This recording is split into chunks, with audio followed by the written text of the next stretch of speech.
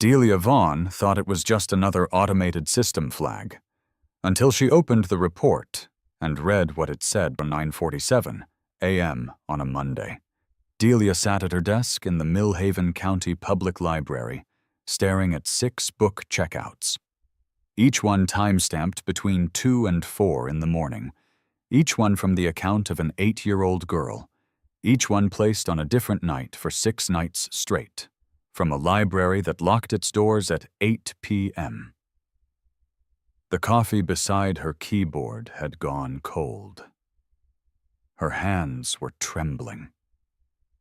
Because if this child had been carefully spelling a message in book titles for 6 straight nights, she had exactly 17 days until August 1st. That's when a calendar entry read, S delivery. That's when an insurance policy would activate after she supposedly ran away. That's when Petra Holloway might simply disappear, the same way one other little girl had disappeared from this county 3 years before.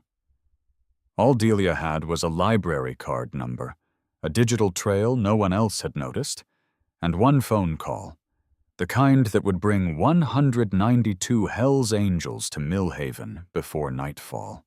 If you believe every child deserves someone who answers when they call, subscribe and tell me what city you're watching from. Because this story starts with one woman who looked closer when everyone else looked away. Now, back to that morning. Books are the only place he can't follow me. Petra Holloway had whispered those words to herself 3 weeks earlier. Crouched on the concrete floor of a basement divided into 8 by 10 sections by hanging sheets, counting prime numbers in her head the way she always did when the fear got too loud. 2, 3, 5, 7, 11. She was 8 years old. She weighed 58 pounds. She had been in that basement for 14 months. The Millhaven County Public Library sits at 214 Courthouse Road, a 2-story brick building with tall windows, humming air conditioning, and a red front door that Petra remembered from before. Before her mother died. Before Clint Marsh pulled her out of Tilden Elementary and told the school she'd be homeschooled. Before the basement. She still had her library card. Marsh had missed it, tucked in the spine of a composition book he'd never opened. Card number L2142016H. He'd given her access to his laptop for 30 minutes each morning to complete homeschool assignments, though the assignments were nothing but Bible verse memorization worksheets he printed and never graded. What Marsh didn't know, what none of them knew, was that Petra had memorized his laptop password on the first day she arrived. She'd watched his fingers from behind a door frame. RIGHTOUS1. She never forgot a sequence. Numbers, letters, patterns. Her mind locked onto them the way other children locked onto cartoon characters or soccer scores. Every morning at 7:15, when Marsh stepped into the shower and water ran through the pipes overhead, Petra had 20 minutes. She used 15 for his worksheets. She used the other 5 in silence, heart hammering, fingers precise, accessing the Millhaven County Library online catalog. She couldn't call anyone. Marsh monitored the phone. She couldn't pass a note. She'd tried that before, and the mailman had handed it right back to him. She couldn't scream. The basement ceiling was packed with thick foam panels Marsh had installed himself. $42,000 of renovation that neighbors had assumed was a home recording studio. But the library system left a record. A permanent, time-stamped, unalterable record of every checkout. And Petra was 8 years old and brilliant and out of options, and she had read enough books to know exactly what a code was. July 9th, 2:47 a.m. She checked out Hunter in the Dark by Monica Hughes. H. July 10th, 3:14 a.m. Escape from Mr. Lemoncello's library. E. July 11th, 2:58 a.m. Locked in by Victoria Gibson. L. July 12th, 3:22 a.m. Prisoner of Tehran. P. July 13th, 2:41 a.m. My Dad, the Kidnapper. M. July 14th, 3:07 a.m. Emergency contact. EHELPME. She'd chosen those hours because she'd read once, in a book about library science she'd checked out the summer before her mother died, that automated activity reports flagged off-hours account use. She didn't know if anyone would notice. She didn't know if the flag would fire. She didn't know if anyone at that library would look closely enough to see what she'd spelled. But she knew that hope, even the smallest kind, was better than silence. The safety pin holding her mother's navy blue dress at the waist, 3 sizes too large, the only piece of her mother she had left, pressed against her hip when she moved. She touched it like a compass. Every time the fear rose up and threatened to swallow her whole, she touched the safety pin and counted primes and kept thinking. 13, 17, 19, 23. She was still thinking. She was still here. She hadn't given up. And on Monday, July 15th, at 9:47 a.m., someone finally noticed. Delia Vaughn had worked at Millhaven County Public Library for 8 years. She had a master's in library science and a minor in criminal justice.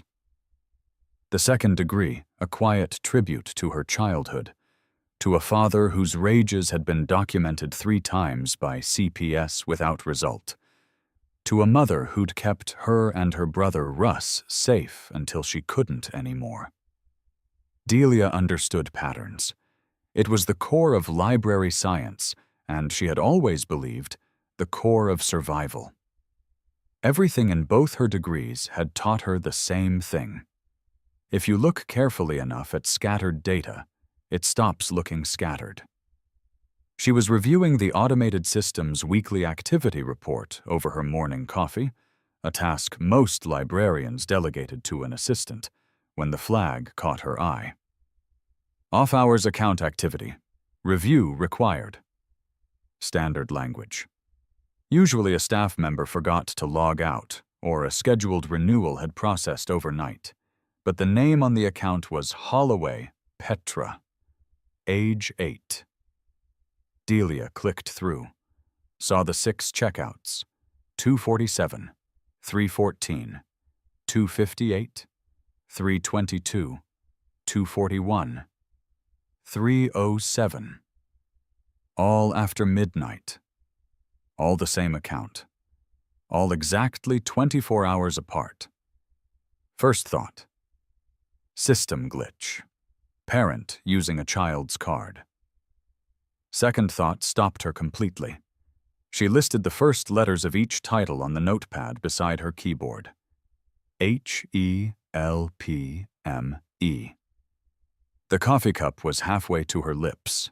It stayed there, because 6 years ago, a little girl named Zoe had scratched 2 words into a bathroom wall at a foster home in this same county. Help me.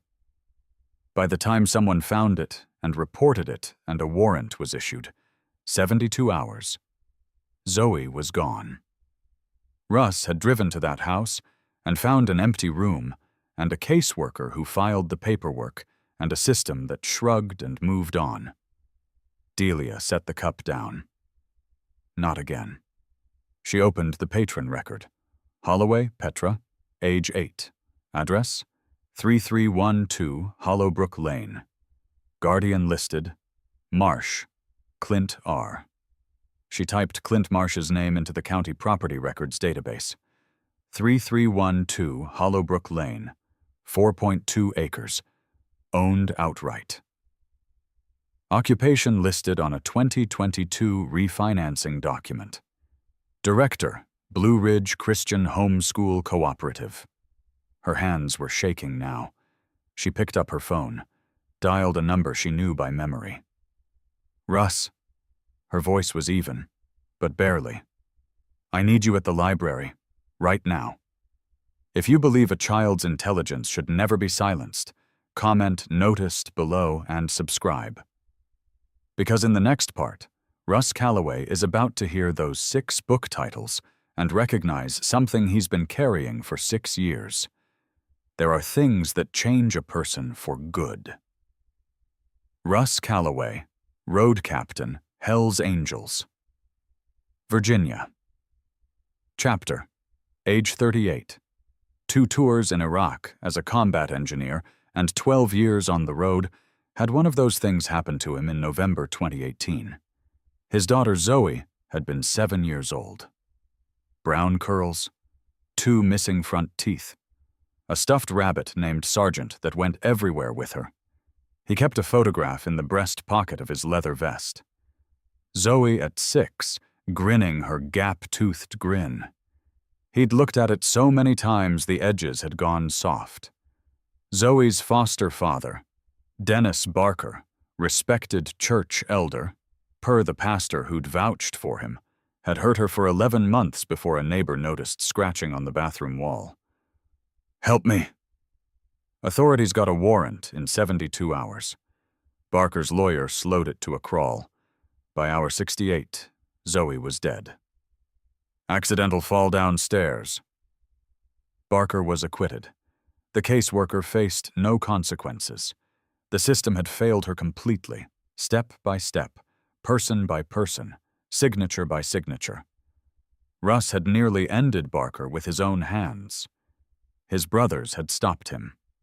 Frank Anvil Reese had held him back in that courthouse parking lot with both big hands gripping his shoulders and said, "Prison won't bring her back. Don't give them that, too." So Russ had done something harder than revenge. He'd stayed. He'd turned grief into a mission. Every tip about an abused child, every phone call from Delia that started with, "I need you right now," he answered. He was at the library in 4 minutes. Delia met him at the side entrance. She'd printed the checkout report. She handed it to him without speaking. He read it. His jaw set. Just once. Then his expression went flat, the particular calm that his Marines had recognized right before the hardest moments, the kind that meant he'd moved past fear into clarity. "First letters," he said. Delia pointed to her notepad. He read each title. Hunter in the Dark. Escape from Mr. Lemoncello's library. Locked in. Prisoner of Tehran. My dad, the kidnapper. Emergency contact. His hand moved to his breast pocket. He didn't take the photo out. He just pressed his palm flat against it. "HELPME, Delia said. She's 8 years old. Last checkout was yesterday. Russ, the last title is Emergency Contact. I think she's telling us she's out of time." Russ looked at the address. 3312 Hollowbrook Lane, 25 miles out. Isolated. "Marsh," he said quietly. "I know that name. Deacon at Cornerstone Drive Church. Runs the homeschool co-op. Half the county thinks he's a saint." He stopped. "How many kids?" Delia pulled up the county records. His co-op lists 12 enrolled students, ages 6 to 12, no school district on record, no CPS flag, no welfare checks required under Virginia homeschool statute. 12 children, invisible to every mandatory reporter in the state.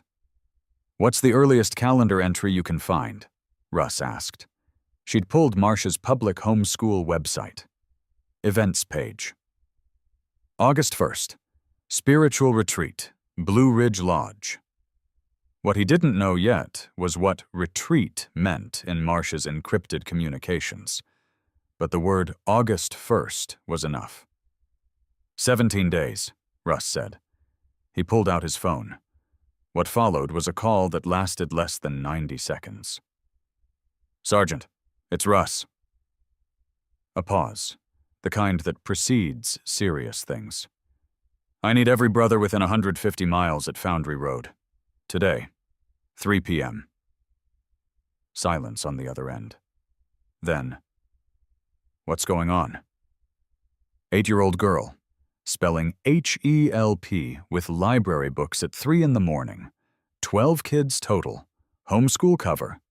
Calendar shows a transfer date 17 days out. We are not waiting for the state to schedule a wellness check. Gerald Sergeant Knox, 52 years old, chapter president for 11 years, son of a Vietnam veteran, former steelworker who had built things with precision and preferred to solve problems the same way, said 4 words. Say no more. We're coming. The line went dead. And that was it. No debate, no questions about legal exposure, no requests for more evidence. Just 4 words and a dial tone. Because that's what brotherhood meant when a child was counting down.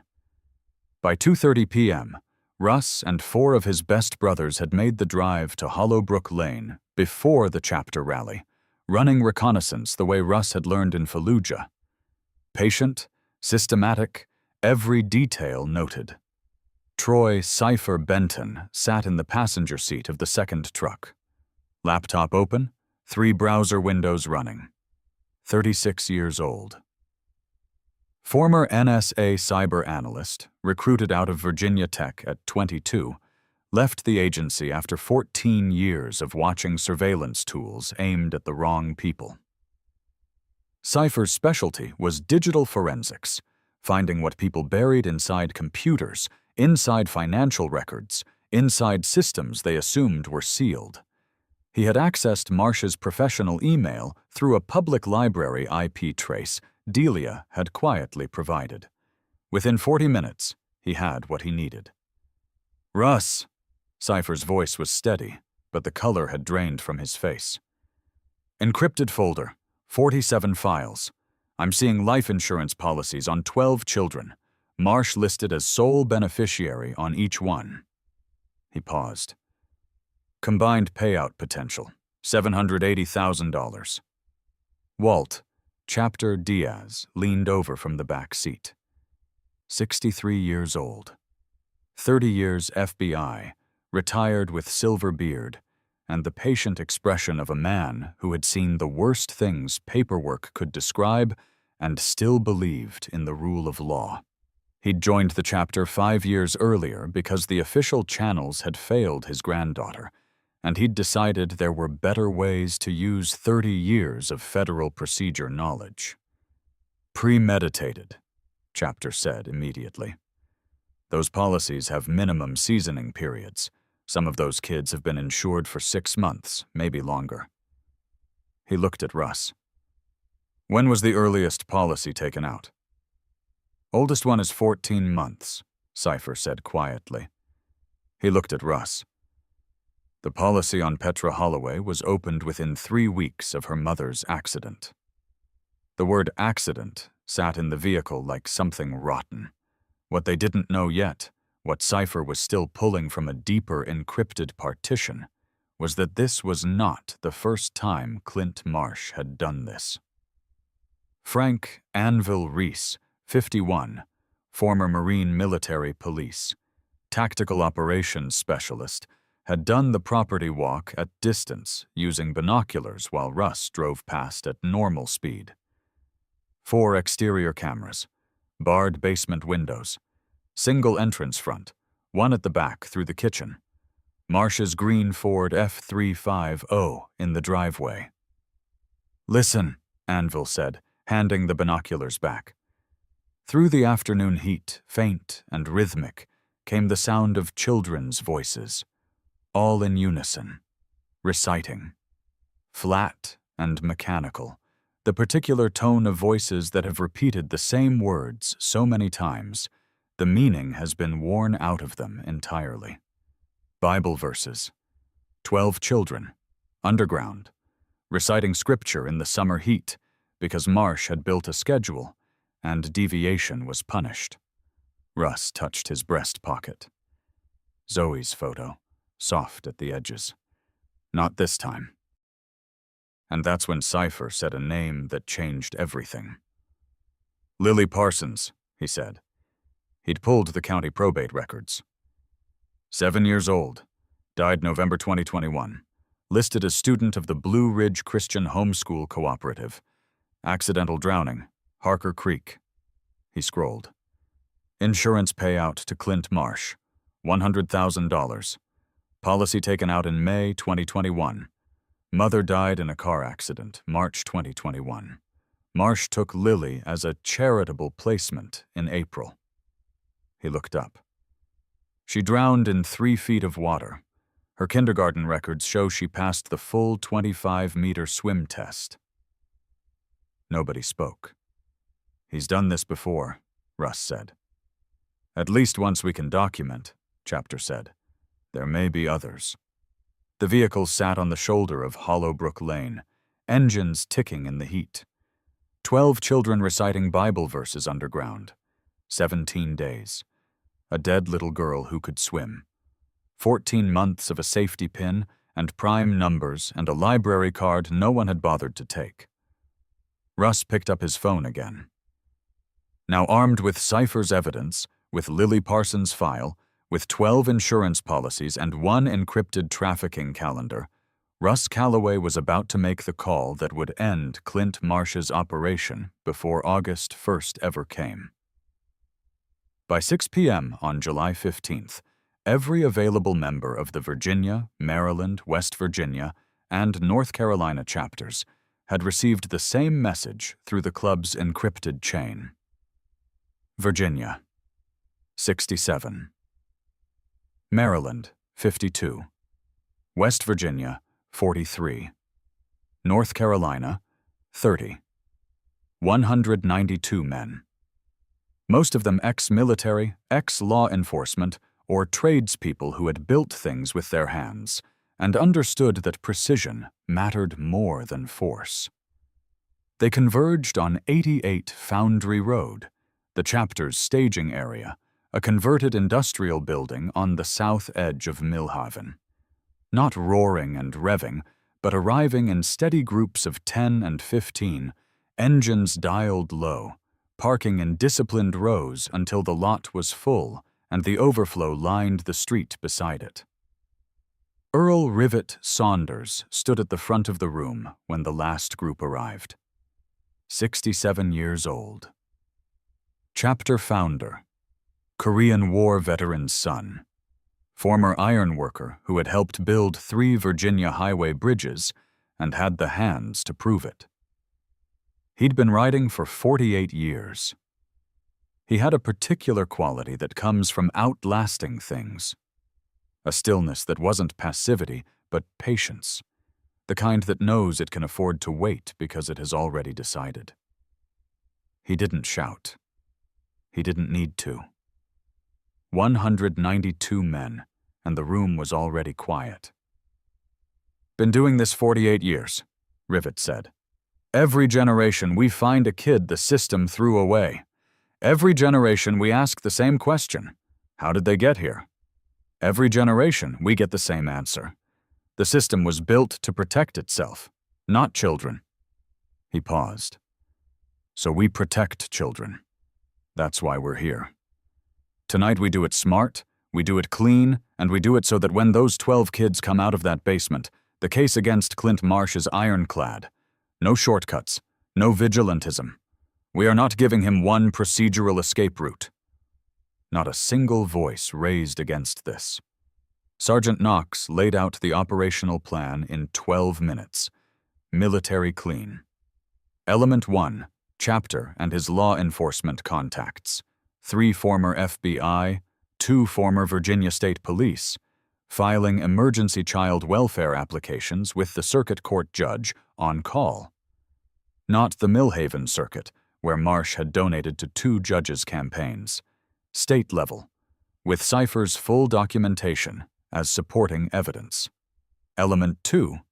Cypher completing the digital forensics package, organized, time-stamped, chain of custody notation on every file, for direct handoff to the Virginia State Police Special Victims Unit, who had been notified by Chapter's contact at 5:45 p.m.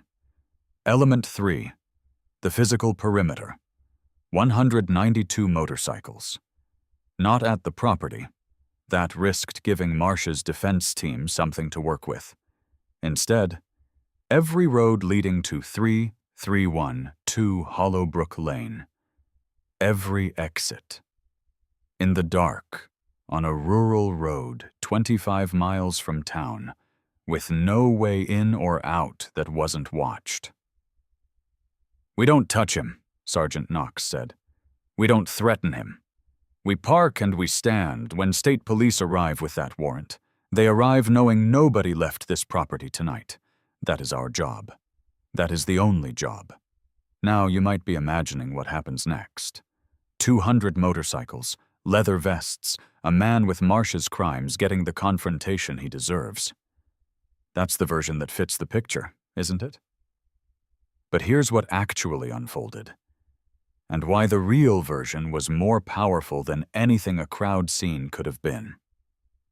Leo Stitch Marin, 47 years old, Army Ranger combat medic, 22 years of field medicine in conditions most doctors never encounter, had already loaded 2 vehicles with medical supplies. Malnutrition, anemia, possible fractures, rope abrasion injuries. He'd read Delia's notes on Petra's physical description and had stocked accordingly. IV fluids, high-calorie refeeding supplements, wound dressings, pediatric dosage charts. 12 children. Ages 6 to 12, 14 months underground. Stitch had treated children in Mosul and Kandahar. He moved efficiently in situations that would make most people freeze. Tonight, he moved efficiently. The rumble started at the county line at 8:30 p.m. Low at first, like weather building over the mountain. Then it spread along Hollowbrook Road, motorcycles rolling in from 4 directions, headlights steady and deliberate in the dark.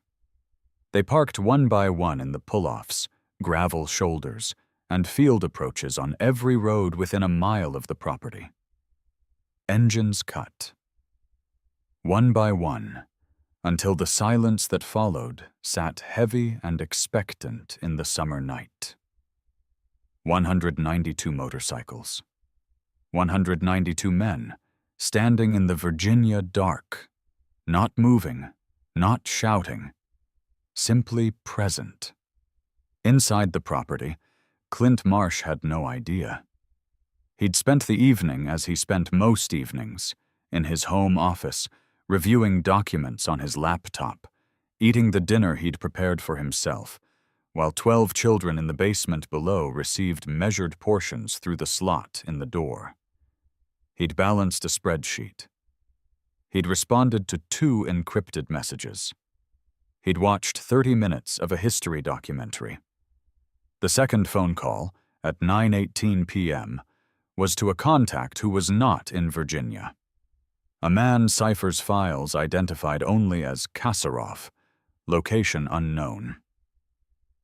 "Everything on schedule," Marsh said, voice pleasant. Reasonable, the voice he used for parents, for church committees, for CPS workers who came and left satisfied. 17 days. Everything's in order. He didn't know that Cypher had made a complete authenticated copy of every encrypted file on his laptop. He didn't know that Chapter had been on the phone with a Virginia State Police captain for 3 hours. He didn't know that 192 motorcycle engines had gone silent on every road around his property. At 11:14 p.m., the warrant was signed at the state circuit level. At 11:31 p.m., 4 state police units turned onto Hollowbrook Lane. When the knock came, Clint Marsh answered his front door with a dish towel over his shoulder and an expression of pure confusion, the look of a man who had genuinely never expected this moment. He was wearing reading glasses. He had a small coffee stain on the front of his shirt. He had been washing his dinner dishes, humming something that might have been a hymn, when the lights swept across his front windows, the same hands that had locked 12 children in a basement, washing a plate. Clint Reardon Marsh? Yes? Still confused, still performing it. You're under arrest. They read him his rights on his own porch. The dish towel fell when they put his arms behind his back. He looked, to every officer who processed him that night, startlingly ordinary. Interrupted. Like a neighbor whose routine had been unexpectedly disrupted. That was the thing that stayed with them, how completely normal he looked. Because, to him, this had been normal.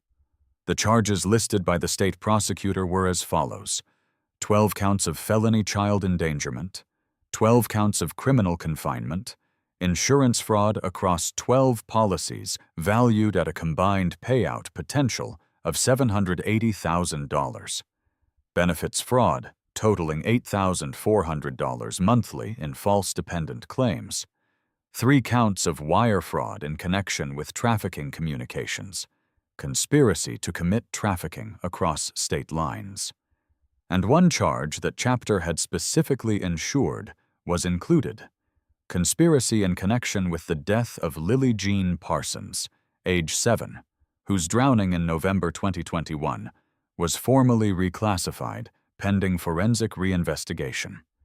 Bail was set at $1.2 million. Marsh's attorney filed the request for reduction. The judge denied it without comment. Inside the basement, Stitch was the first adult who wasn't Clint Marsh that the children had seen in over a year. He came in quietly, didn't rush. Crouched low at the doorway of the first section. 8 by 10 feet, concrete floor, single bare bulb. Mold smell so thick you could almost see it. And said, "My name is Leo. I'm a medic. I'm here to help you. The man who lives upstairs is being taken away right now. You're safe." A small girl in the second section had pressed herself against the far wall. Navy dress, 3 sizes too large, safety pin at the waist, strawberry blonde hair, green-gray eyes, enormous in a face made smaller by 14 months of food restriction. Rope-burned scars circling both ankles. A healing split lip left side. Petra Holloway, 58 pounds. She was watching Stitch with an expression he recognized. Not hope exactly, not yet, but the very first edge of it. The moment before a person allows themselves to believe. He didn't move toward her. He crouched. He waited. "There's a woman outside," he said. "Her name is Delia. She's the librarian. She saw your books." Petra's breath caught. Just once, a single sharp intake. Then something in her shoulders, held rigid for so long, dropped about half an inch. "She noticed," Petra said. Her voice was a hoarse whisper, vocal cords roughened by 14 months of basement mold. But the words were precise, formal. She spoke like someone who had learned to make every word earn its place. "I didn't know if anyone would." "She noticed on the first morning," Stitch told her. "July 15th, 9:47 a.m. 6 checkouts. 6 nights. HELPME. He paused. "That was the smartest thing I've ever seen, Petra." She touched the safety pin at her waist. pressed it between her fingers. I used titles alphabetically by first word, she said. I picked books about being trapped because I thought the pattern might be more obvious. I wasn't completely sure the letters alone would be sufficient. Stitch had to look at the ceiling for a moment. An 8-year-old had built a redundant signal system because she wasn't sure one layer of evidence would hold. It was sufficient, he managed. Outside, in Marsh's driveway, as the state police units processed the arrest, 4 witnesses gave statements to investigators. Norma Grant, 63, church choir member, who had seen the children at Sunday service for a full year, stood with her hands clasped, pressing hard. "They were so thin," she said. "Brother Marsh said they were fasting for spiritual growth. I told myself someone who knew better would say something. I knew something was wrong. I just didn't want to be the one who made it worse." Her voice broke on the last word. She couldn't look at the ambulance loading 2 of the younger children for evaluation. Deputy Carl Briggs, 44, Millhaven PD, had the expression of a man who had just understood something he didn't want to understand. He'd responded to an anonymous call about a crying child at this address 7 months earlier. Marsh had shown him curriculum binders. The children had been presented clean and coached. "I should have insisted on speaking to each child individually," he told the state investigator. "I accepted what I saw on the surface. I had 12 documented complaint files sitting in my office. I should have connected them. I didn't." Dr. Ruth Aldridge, 58, pediatrician, had seen Petra at a mandatory checkup in February. Noted, concerns re weight, bruising, possible neglect in the chart. Accepted Marsh's fabricated meal plan documentation. "I documented the concerns," she said. "I didn't escalate. I convinced myself the paperwork was enough. She almost died because I chose the easier path. Documentation is not protection. I knew that difference." She stopped. "I just didn't act on it." And Miriam Cole, 38, CPS social worker, who had visited 3312 Hollowbrook Lane twice and marked both cases unsubstantiated within 48 hours each time. "I had 87 cases," she said. Her voice was flat with the weight of it. "I know that is not an excuse. I know it will never be an excuse. But it is the truth. When a caseworker carries 87 cases, children fall through, not because workers don't care, but because the system decided that number is acceptable." She looked at the basement entrance where Stitch was carefully helping a 6-year-old girl into the open air, into the night, into her first breath of unfiltered outdoor air in 11 months. It is not acceptable. It has never been acceptable. 4 witnesses, 4 different failures. Not one of them evil. All of them part of the architecture that had held 12 children underground for over a year. Inside the chapter's staging vehicle, Chapter set down the final evidence packet. 214 pages, authenticated, flagged, annotated. He looked at Russ, at Cipher, at Anvil, at Rivet. Every child accounted for? The room was quiet. A clock ticked on the wall. State police radios crackled in the distance. "All 12, Anvil said. Every hand that could have gone up went up. Not a moment's hesitation. Not a single piece missing. "State takes it from here," Chapter said. Justice had been served. But justice wasn't the ending. It was only the beginning. The 12 children of 3312 Hollowbrook Lane were transported to Millhaven Regional Medical Center at 12:08 a.m. on July 16th. Stitch rode in the lead vehicle. He held the hand of the youngest child, a girl named B, 6 years old, whose parents had paid Marsh $400 a month for a year, believing she was receiving accelerated Christian education in a structured residential program. B hadn't seen her parents in 11 months, because Marsh had told them the first year required total immersion, no contact, for spiritual formation. They were in the hospital parking lot when the ambulance arrived. They didn't know how to put into words what they felt when they saw her. They held her for a long time in the fluorescent parking lot light. Nobody said anything. It was enough. Petra was treated for malnutrition and anemia, consistent with 14 months of significant caloric restriction, the admitting physician wrote, in the careful clinical language that holds enormous things very quietly. She had rope abrasion scars on both ankles, a healed fracture in her left index finger that had never been set.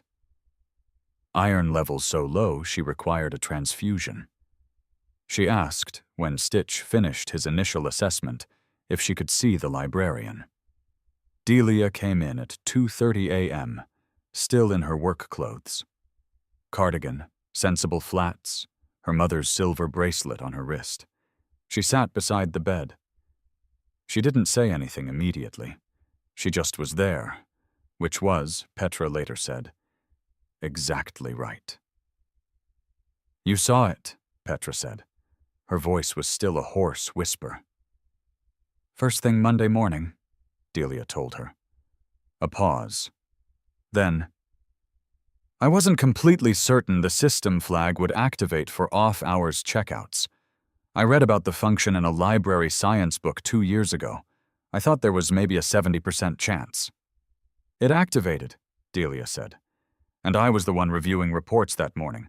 And I've been looking for patterns my whole life because of my brother and because of what didn't happen when we needed it to."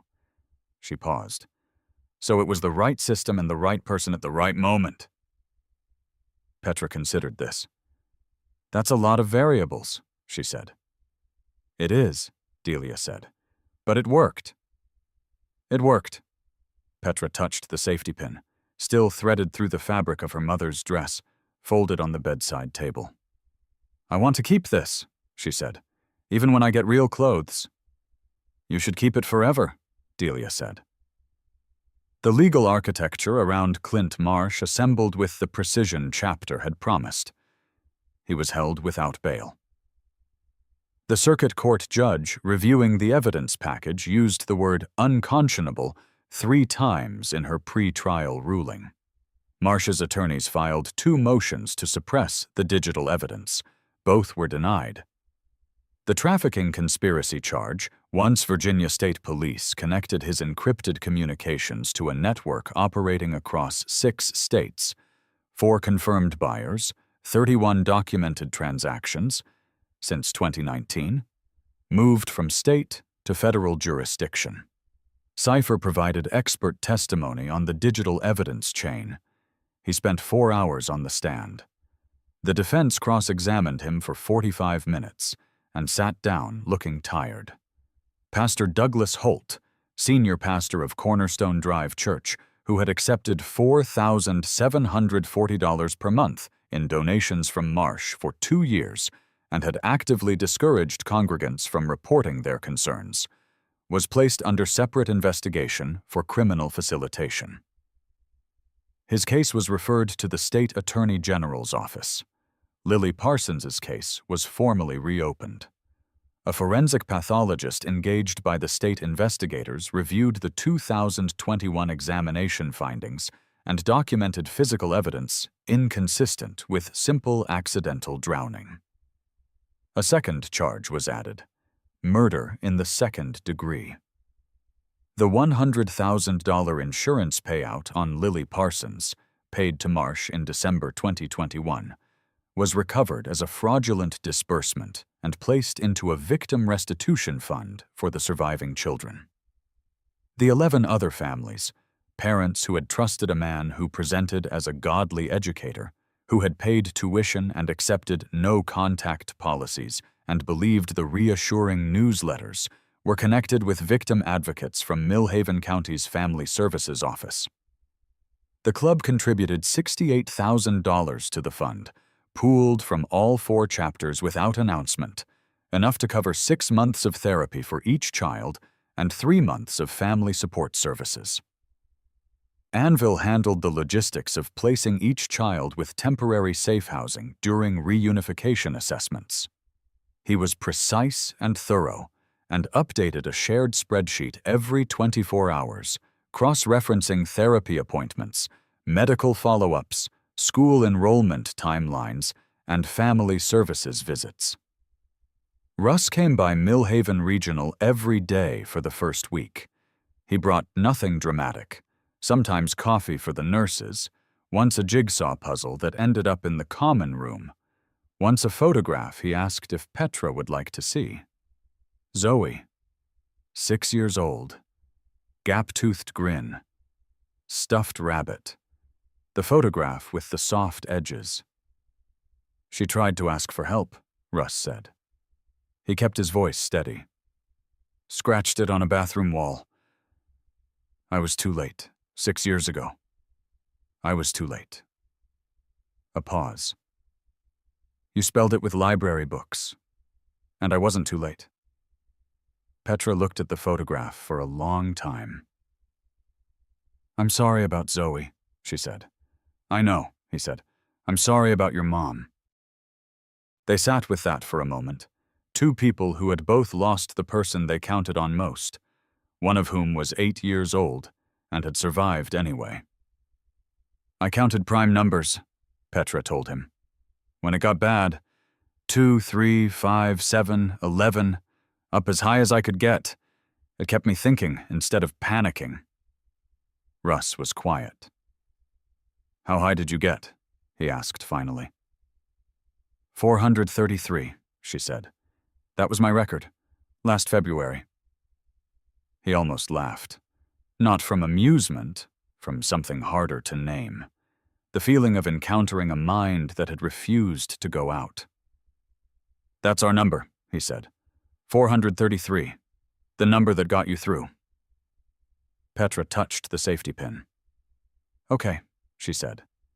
But this story isn't really about library codes, or insurance fraud, or 192 motorcycles converging on a quiet Virginia road. It's about what a child does when every door closes. What intelligence looks like when it isn't being used for school or games or any of the things 8-year-olds are supposed to use it for, but simply to survive. 1 year after the arrest. July 15th, 2025. At Millhaven County Public Library, Delia Vaughn had a small framed display case mounted on the wall beside her desk. Inside it, a library card. L-214-2016-H. Holloway Petra. Age 8. Beside it, a typed card listing 6 book titles. Hunter in the Dark. Escape from Mr. Lemoncello's library. Locked in. Prisoner of Tehran. My Dad, the Kidnapper. Emergency Contact. HELPME. Below the titles, a small plaque. Petra Holloway used this card to spell help when words were taken from her. Intelligence saves lives. Pattern recognition is protection. July 9th to 14th, 2024. Delia had added 1 line in pencil on a small card pinned beside it. Someone noticed. July 15th, 2024, 9:47 a.m. 3 miles across town, a 9-year-old girl was walking home from her first day of 4th grade at Tilden Elementary. Backpack printed with stars. Strawberry blonde hair growing back properly now. Thick and bouncing, no longer held in a limp, exhausted braid. 68 pounds. 10 gained in 12 months of real food, real sleep, real safety. Petra Holloway. Still in therapy twice a week with a counselor named Dr. Yates, who Petra had decided she liked because, as Petra told Stitch at her last checkup, she doesn't pretend things aren't what they are. She'd made honor roll in the spring semester. Her fourth-grade teacher sent home a note that said, "Petra has an extraordinary mind. We are honored to have her." She was president of the school's library club. She checked out books every week, with her own card.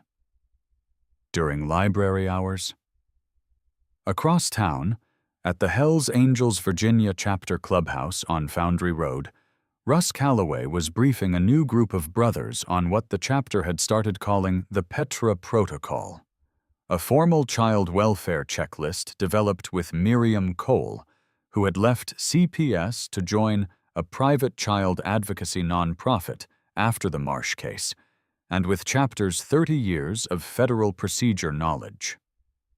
Since July 2024, the Virginia chapter had used the protocol on 6 separate cases. 4 had resulted in law enforcement action. 2 were ongoing. Virginia's homeschool legislation had been amended in March 2025, requiring annual in-person welfare checks for all homeschool-enrolled children. The change had been advocated by a coalition including Chapter, 3 state legislators, a pediatric medical association, and one statement entered into the legislative record from Petra Holloway, who had written 2 precise paragraphs about why oversight of children should not stop simply because their classroom was inside a private home. The statement was 79 words long. Legislators on both sides cited it in their floor remarks. Bullying reports at Tilden Elementary dropped 71% in the year after the school's library club, under Petra's presidency, launched a peer awareness program about recognizing signs of distress in classmates. This story is not about bikers. It's not about library systems, or forensic accounting, or the mechanics of a warrant application.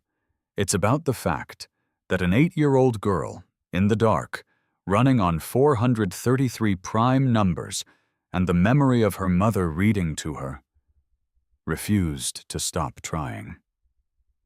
She tried to tell her aunt. She was called a liar. She tried to pass a note. It was handed back. She tried calling for help through official channels. 3 times.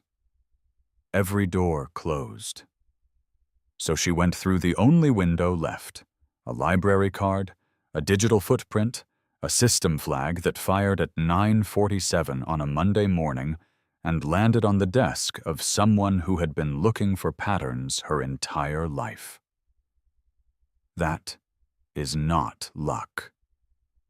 That is the intersection of one child's refusal to stop and one adult's refusal to look away.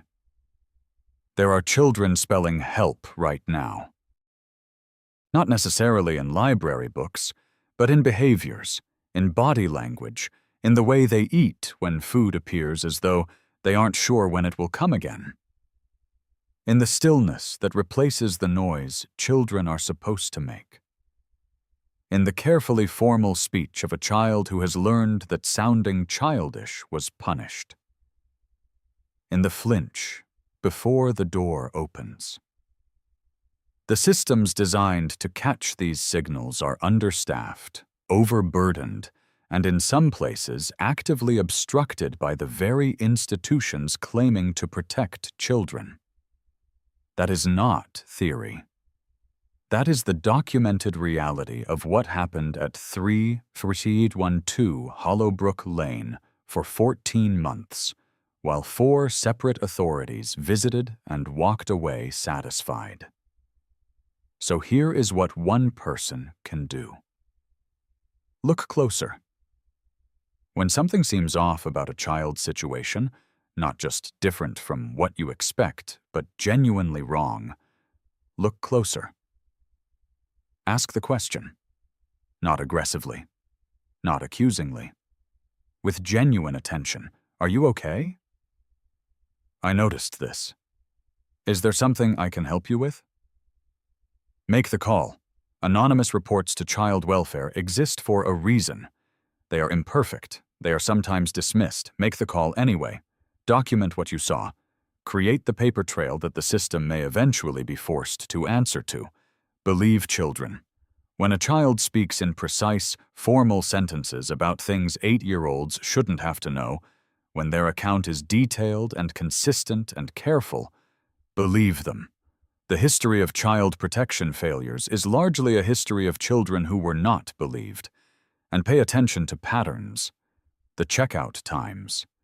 The way the child never finishes a sentence when the adult is present. The way someone always speaks for them. The safety pin holding together a dress 3 sizes too large. Patterns don't lie. Sometimes they are the only voice a child has left. Petra used hers perfectly. The safety pin. The library card. The 2 a.m. timestamps. The prime numbers counted into the dark until someone finally looked. All of it said the same thing.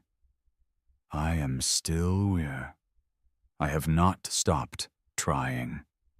Please look closer. Someone did. Be that someone.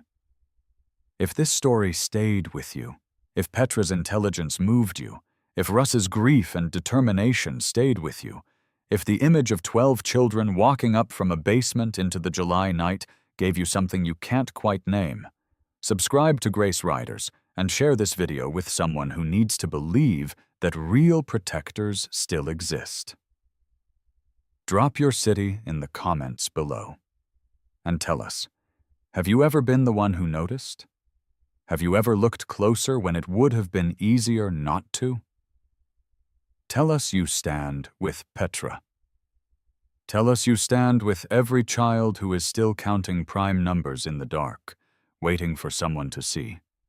We're paying attention. The sun rose over Millhaven on a warm July morning, 1 year after the checkout report had appeared on Delia's desk. At 214 Courthouse Road, the library opened at 9 a.m.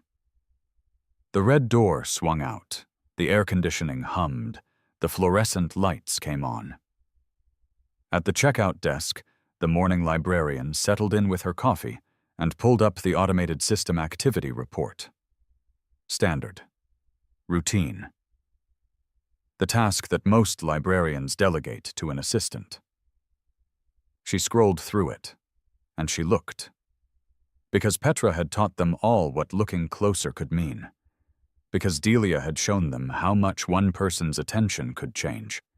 Because somewhere, another child might be spelling their name in the only language left to them.